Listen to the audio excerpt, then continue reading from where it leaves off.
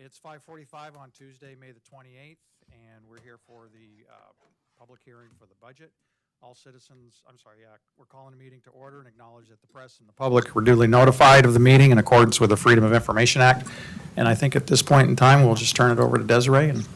All right, good afternoon, everybody. It is that time of year. I am presenting to you all the FY25 budget as it's been proposed and approved by first reading by City Council. The total revenues for FY25 are projected to be at $29 million, which is an increase of about 10% from FY24.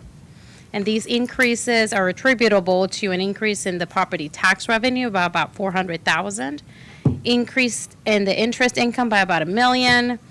Licensing and permitting revenue is about $440,000 more than last year, and an increase in the residential rental licenses by 251. You all may recall that last year City Council increased the base rate for short-term rental licenses.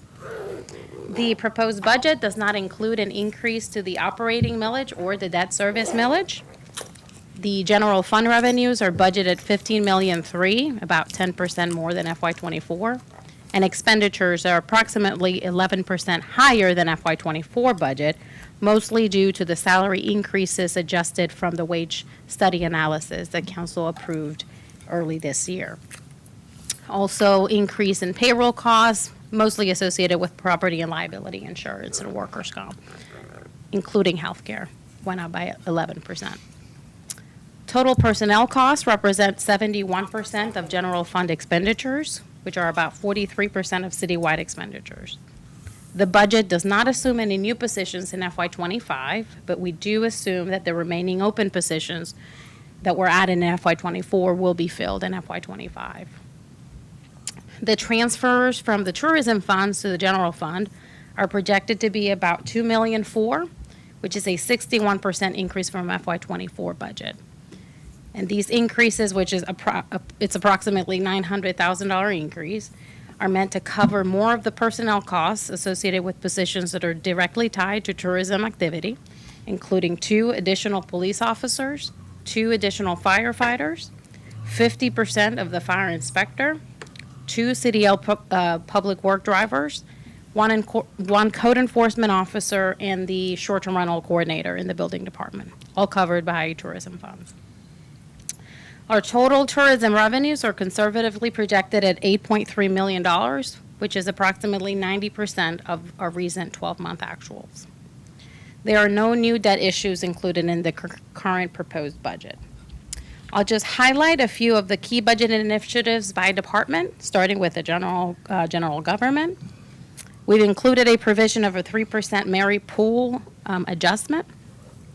Funds to continue supporting the city's tuition reimbursement program. This year we have about $121,000 allocated for this program, and we have about 10 employees that are currently pursuing degrees of higher education through this program. We have multiple employee engagement events.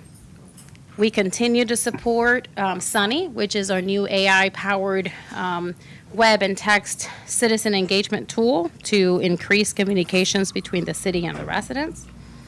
And we also continue to support initiatives recommended by the Environmental Advisory Committee, and that includes water testing, glass recycling, composting, and a $15,000 provision for any new initiatives from the Environmental Advisory Committee. We have funds for grant writing assistance. We've been doing that intentionally for the past several years. It's been very fruitful, so we'll continue to fund that. Also, our lobbyists and traffic engineer and transportation consulting. We include, this proposed budget includes funds to continue the planning and design of the potential construction of expansions and renovations to the City Hall building. No construction is included in FY25, just continuing planning. We have funds to continue the ongoing monitoring of the entire shoreline of the beach, including funds for the continuing permitting and design of a larger scale offshore project for both ends of the island, the supplemental work to the Breach Inlet Beneficial Use Project, and a shoal management project in Wild Dunes.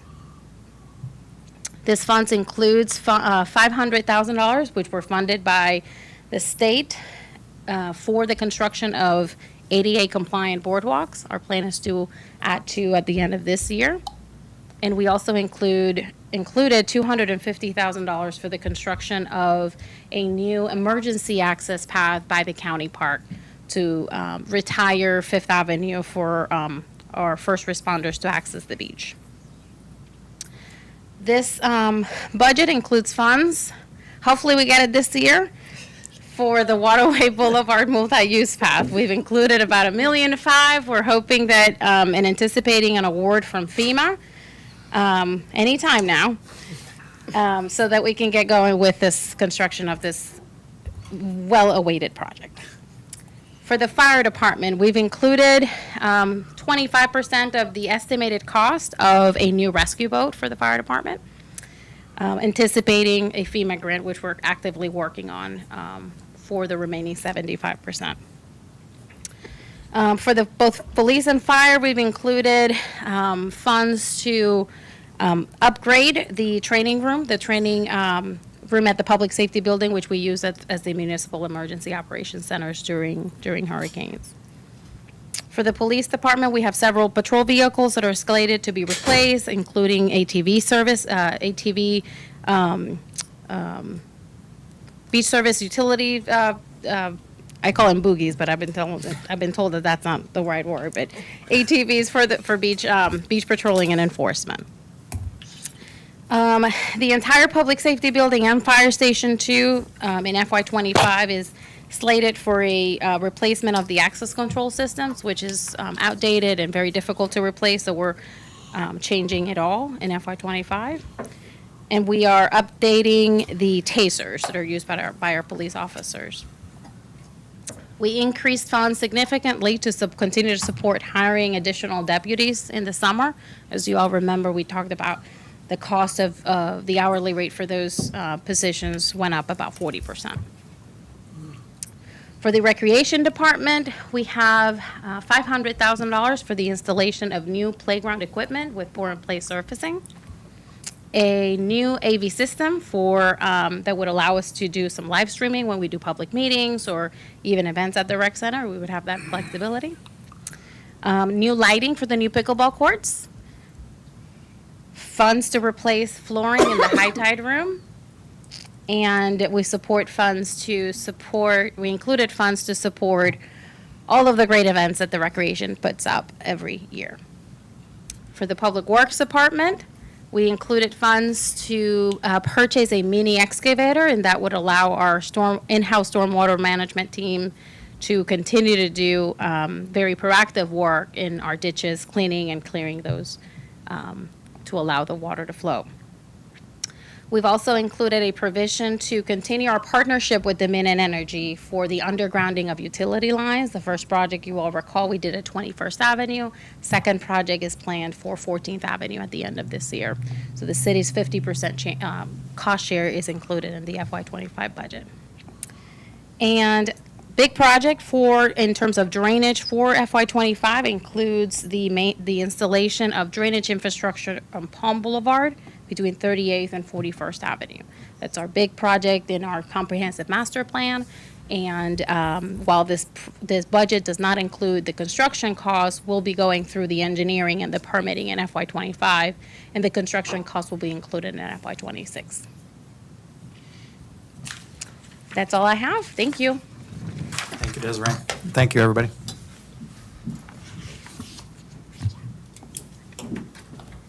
So I guess we'll adjourn this meeting until You have- 6 o'clock. Well, you got an ordinance on the agenda. That was the That was the presentation. Yeah, Just and just to- for everybody's information, we'll vote on the second reading at the June 25th meeting.